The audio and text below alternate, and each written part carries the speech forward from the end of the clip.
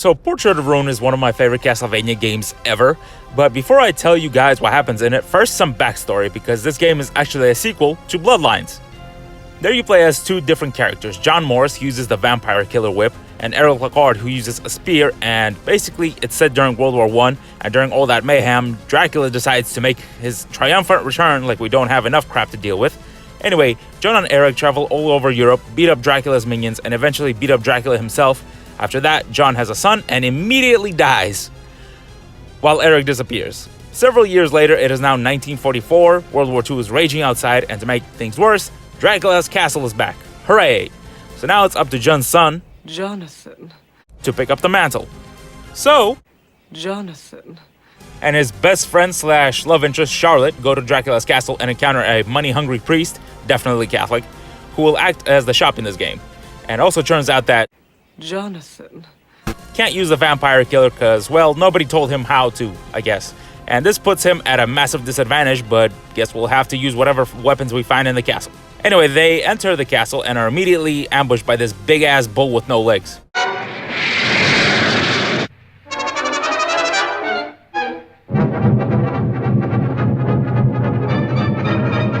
After escaping the bull, Jonathan.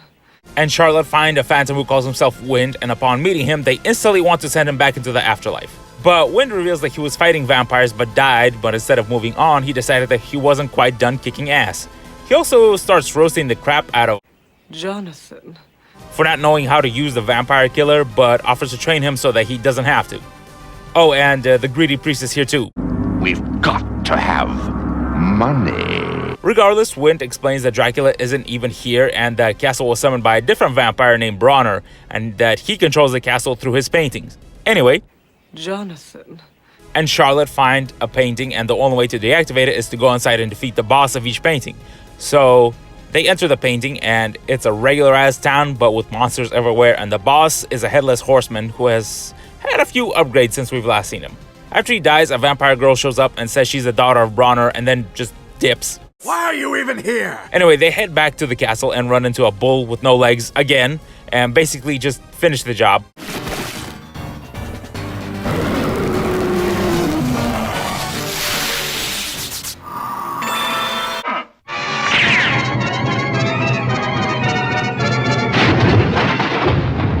Then they continue through the catacombs and run into Death, of all people, who is just completely baffled by the fact that Bronner is the lord of the castle and not Dracula, so much so that he just basically ignores. Jonathan. Especially since he can't even use the vampire killer, then Death insults his father and then skedaddles. And this makes Jonathan.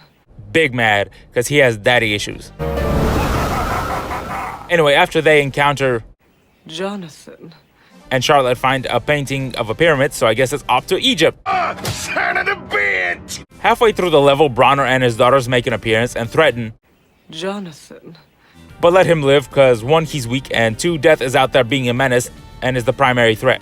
Anyway, Jonathan. and Charlotte fight mummies and skeletons until they find Cleopatra, who is the boss of this painting, and their fight basically goes like this. The deep, raw passion of unbridled sexual frenzy. But you see, I'm British.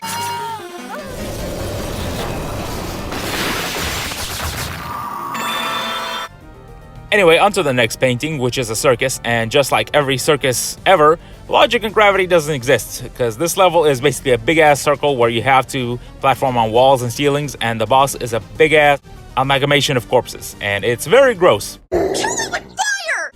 After that, Stella, one of the vampire sisters, shows up to fight, and she can use wind magic combined with sword attacks, but still gets her ass beat, and as Jonathan. is about to stab her in the face, Loretta shows up and saves her, and as they disappear, the vampire sisters drop a locket. The locket has a picture of the vampire sisters with wind, That's weird. so Jonathan. bursts into Wind's room like, care to explain yourself? And then we get Wind's tragic backstory, and I hope you brought some snacks, cause... I'm about to monologue, son. So it turns out that Wind is actually Eric Lecarde, John Morris's best friendo, and helped him defeat Dracula. After that, he had 2 daughters who were young by Bronner, who sees them as the reincarnations of his own dead kids, cause he's insane. So Eric went to rescue them, but kinda died fighting instead. Who yes, go ahead. Tell us how you died. I'll fact check. On my feet, like a man. Well, you're half right. Also, Eric reveals that John died because he used the whip, even though he's not a Belmont, and that drains his life force, and he died. And the reason Jonathan. can't use it is because the vampire killer needs to be unlocked to use, but since Eric is dead, he can't do it, and the only hope they have is to cure Stella and Loretta. Everybody got that? Good! Well, there's nothing we can do about that now, so it's off to ruin some more paintings. The next painting is a graveyard, and I'm pretty sure you can guess what that boss is. That's right, it is Big Fish. Wait, what? So this battle could be really difficult or the easiest fight in the game. You see, the problem is that Fish Boy uses this move,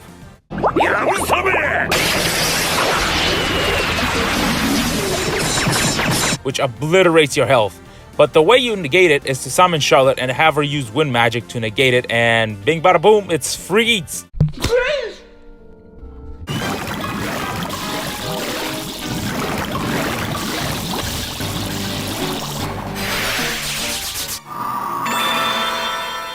So after destroying the supposed final painting, we still have Death to deal with, who's just chilling at his favorite place in the castle, the Clock Tower. And Death in this game is unique because he has two modes, where he's only vulnerable to either magic or physical damage, so you constantly have to switch between Jonathan. and Charlotte. All in all, it's a very challenging but fun fight. But Death doesn't die, he just runs away. Like a little bitch. Now, during this time, you obtain the frog spell, and what you need to do is go to Egypt painting Oh, shit! and find a secret area with the sanctuary spell. The reason you need the spell is because the priest got his ass bit by a zombie, and sanctuary is the only way to cure him. Anyway, Jonathan. and Charlotte eventually run into the Vampire Sisters again, and they actually combine their powers to form some devastating spells that can wreck you if you're not careful. And after we beat them, Bronner shows up again, takes out his daughters, and the castle breaks and Eric disappears into the afterlife.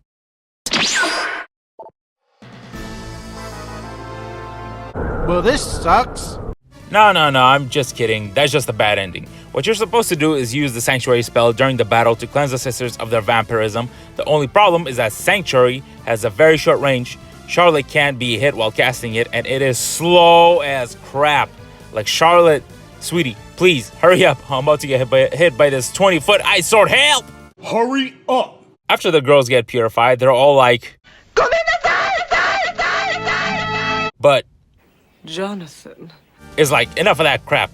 I'm gonna go kill your dad. But Bronner is protected by even more paintings, so it's time for a rehash, aka the Mega Man boss rush mode. Frankenstein, Mummy, Medusa, the werewolf.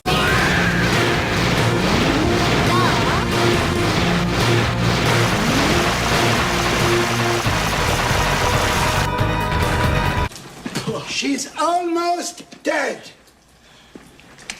She's dead enough. Now, before we confront Bronner, we can actually unlock the Vampire Killer by challenging the most overrated Belmont, Richter. And if you didn't know, it's his damn fault for all this crap, but that's a story for another day. You suck. Anyway, he plays just like he did in Symphony of the Night, using the whip, sub-weapons, and jumping around like a jackass. But he hits like a damn steamroller. But if you manage to beat him, you get the full power of the Vampire Killer, and trust me, you'll need it. So after doing all that, it's time to fight Bronner, and he's real sad that his quote-unquote daughters were turned back into human, but Jonathan. hits him with the... I don't care. Then Bronner is like, I'll turn them back into vampires. Behold the power of my paintings. Oh, scary! Shut up, man! So Bronner really likes to stick to his motif because all of his attacks are paintings of some sort. At one point, he even turns himself into one. But honestly, he's pretty weak and goes down surprisingly easy. And then, I kid you not, Jonathan. recites Doflamingo's speech. 正義は勝つってそりゃそうだろう勝者だけが正義だ Copy my whole fucking flow! Word for word, bar for bar! Now you might be saying, okay, cool, we beat the final boss. It's time to break up the castle and skedaddle, right? Wrong. So I'm guessing you guys forgot all about Death, because I sure did, but he scalpers off to resurrect Dracula. Now at this point, you can do another side quest and go into the Abyss of Evil, or whatever the hell it's called. Down here is basically a gauntlet of the hardest enemies and bosses in the entire game, but you can also find Charlotte's strongest weapon and the ultimate magic spell in the game. You'll have to fight Trevor, Sypha, and Grant to do it, but it is well worth it. Anyway, it's time to go beat up Dracula. So, at last we meet for the first time for the last time. So, Jonathan. and Charlotte go to confront him, but Oh no, he's hot!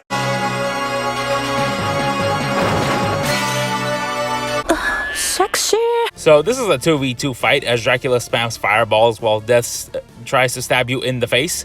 My best advice is to try and dodge Dracula as best as you can and focus primarily on attacking Death. But the fight is not over as sexy Dracula absorbs Death and turns into a Kingdom Hearts boss fight.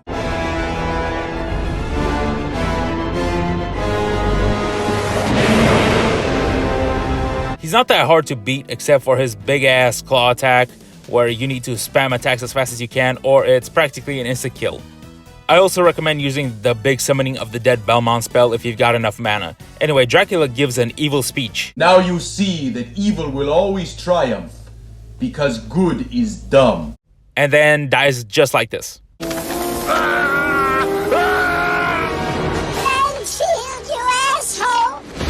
Then the castle explodes, Eric says goodbye to his daughters, and then... And that's pretty much the end of Dracula until he never really comes back in like 50 years.